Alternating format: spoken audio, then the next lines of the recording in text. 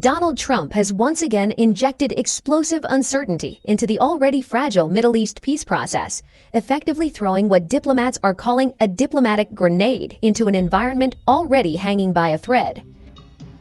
In a bold and highly controversial demand, he has urged Arab and Muslim-majority nations to normalize relations with Israel as a central condition or strategic trade-off for bringing an end to the escalating confrontation with Iran. The timing of the move, right in the middle of sensitive back-channel talks with Tehran, has sent shockwaves through diplomatic circles across the region.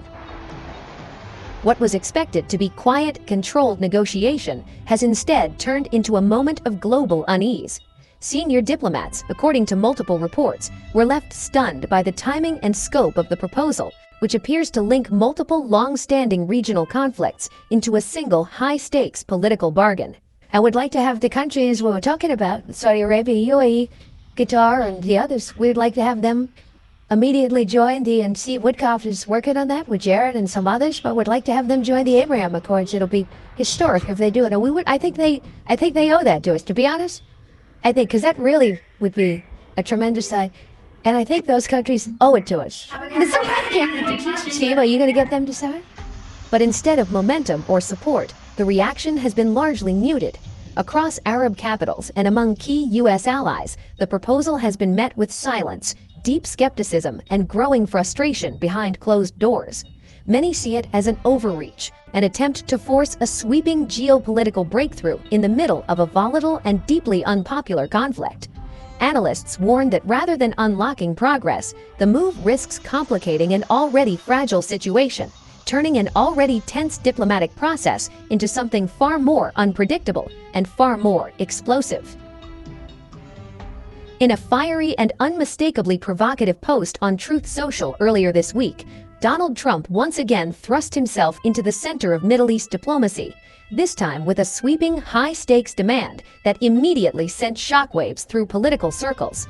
He declared that countries benefiting from U.S. efforts to contain the escalating Iran crisis should, in his words, simultaneously move to join the Abraham Accords, the landmark normalization framework launched during his first term that reshaped diplomatic relations between Israel and several Arab states.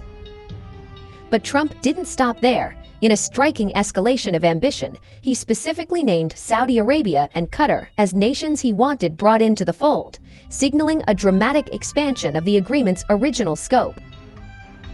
And then came an even more audacious twist. He floated the possibility of Iran itself, the very adversary at the heart of regional tensions, eventually joining the accords.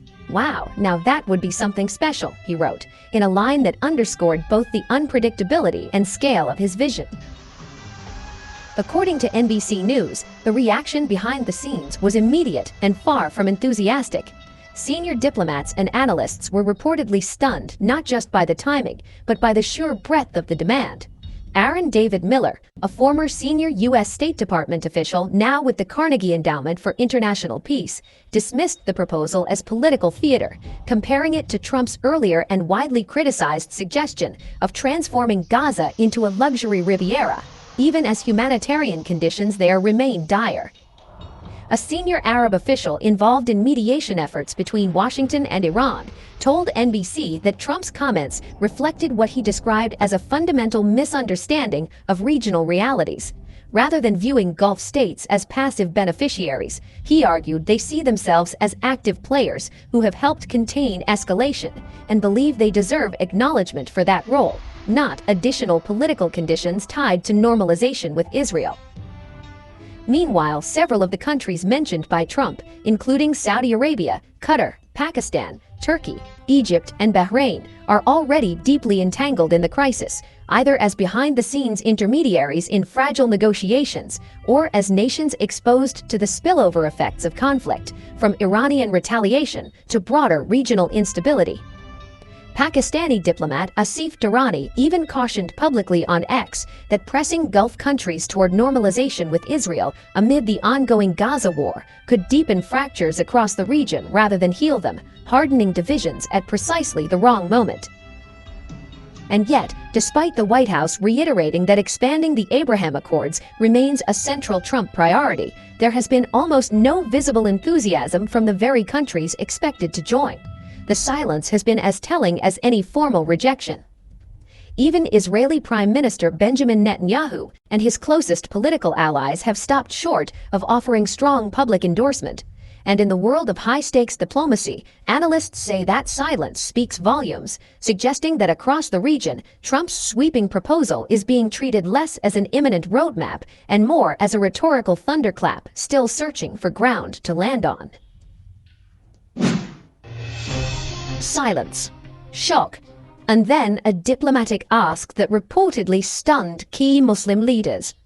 According to an Axios report, President Donald Trump urged Arab and Muslim nations to join Israel's Abraham Accords after the Iran war ends. The request came during a high-level call with leaders from Saudi Arabia, Qatar, Pakistan, and other regional powers. Axios reports that several leaders were caught by surprise, with an awkward silence reportedly filling the line before Trump joked, asking if they were still there. In a high-stakes conference call, Trump spoke with leaders from Saudi Arabia, Qatar, Pakistan, Turkey, Egypt, Jordan, Bahrain, and the UAE. The message was blunt. If a deal to end the Iran conflict succeeds, Trump wants nations still outside the Abraham Accords to normalize ties with Israel. The request reportedly caught several leaders off guard. Saudi Arabia, Qatar, and Pakistan, countries without formal diplomatic relations with Israel, were said to be visibly surprised. According to U.S. officials, the line went quiet. Trump reportedly broke the awkward pause with a joke, asking leaders if they were still on the call. The U.S. president is now aiming for what could be the biggest diplomatic prize in the region, a historic Saudi Arabia-Israel peace agreement. But the path looks blocked by political realities, regional tensions, and deep divisions over Palestine. Saudi Crown Prince Mohammed bin Salman has previously shown openness toward normalization, but Riyadh's stance has hardened since 2023 when Hamas attacked Israel and a war in Gaza erupted that Saudi on multiple occasions called a genocidal war. Saudi officials continue demanding a clear, irreversible roadmap toward a Palestinian state before any normalization deal can move ahead. Israel's leadership rejects those terms. Trump reportedly told leaders his envoys Jared Kushner and Steve Witkoff would pursue follow-up talks in the coming weeks. He later doubled down publicly, praising Middle Eastern cooperation and calling for broader participation in the Abraham Accords. Trump even floated a dramatic possibility: one day Iran itself joining the Abraham Accords, a scenario that would require Tehran to recognize Israel.